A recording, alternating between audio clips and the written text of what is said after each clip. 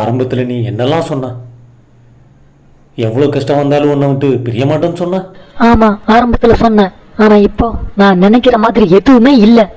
இந்த பாரு மது, நாம நினைக்கிற மாதிரியெல்லாம் இருக்கிறது இல்லை வாழ்க்கை. 100% முழுமையா இருக்கணும்னு இந்த உலகத்துல நாம எதையுமே எதிர்பார்க்க கூடாது. ஏன்னா இங்க நீயே 100% முழுமை கிடையாது.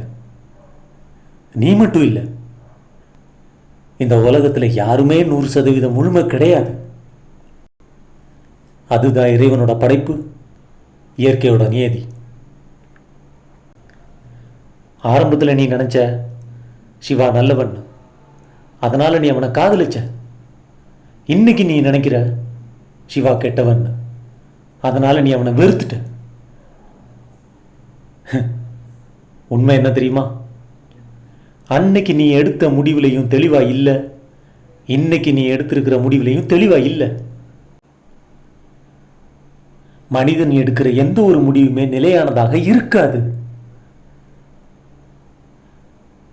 மனித முடிவுகள் வேணும்னா நிலையில்லாம இருக்கலாம், ஆனா மனித உறவுகள் நிலையானது. இந்த உலகத்துல தாய்க்கும் மகனுக்கு இருக்கிற உறவுல பிரிவு இருக்கா? முறிவு இருக்கா? இந்த தாயை பிடிக்கலன்னு இந்த தாயை தூக்கி எறிஞ்சிட்டு நம்ம வாழ்க்கையில இன்னொரு தாயை சேர்த்துக்க முடியுமா? முடியாதுல்ல. ஆனா இந்த காதல்ல மட்டும் எதுக்காக பிரிவு இருக்கு, முறிவு இருக்கு? ஏன்னா இங்க யாருமே தாய்மை உணர்வோட காதலிக்கிறது இல்லை. காதலுக்கும் தாய்மை உணர்வு வேணும். எல்லா செமஸ்டர்ஸ்லயும் உங்க மார்க்ஸ் கம்மியாவே இருக்கு, ஏன்? பயம் சார். ஆரம்பத்தில் ஸ்கூலில் படிக்கிறப்போ நல்ல மார்க்ஸ் தான் சார் வாங்கிட்டு இருந்தேன். நம்ம குடும்ப கஷ்டம் எல்லாத்தையும் நம்ம பையன் போக்கிடுவான்னு எங்கள் அப்பா அம்மா அடிக்கடி சொல்லுவாங்க சார். அப்போ ஆரம்பிச்சது சார் இந்த பயம்.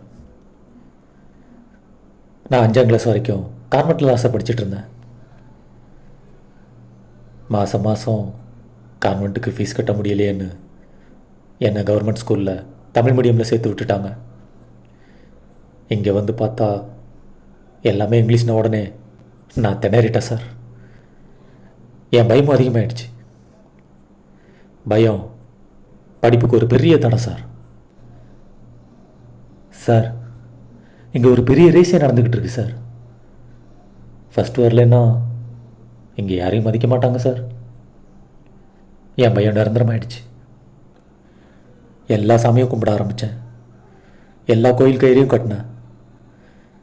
சாமிக்கிட்ட அதை கொடு இதை கொடுன்னு கெஞ்சி பிச்சை எடுத்தேன். சாமி கும்பிட்ட நேரத்தில் படிச்சிருந்தாலாவது நல்ல மார்க்ஸ் வாங்கியிருப்பேன் சார். காலேஜ் முடிஞ்சது, 2 மாதம் ரெஸ்ட். நல்லா யோசித்தேன். அப்போ தான் சார் புரிஞ்சுது, இன்றைக்கி இங்கே வரும்போது சாமிக்கிட்ட எப்படியாவது எனக்கு இந்த வேலையை கொடுத்துருன்னு வேண்டிக்கல சார். எனக்கு இந்த வாழ்க்கையை கொடுத்ததுக்கு நன்றி சொல்லிட்டு வந்தேன்.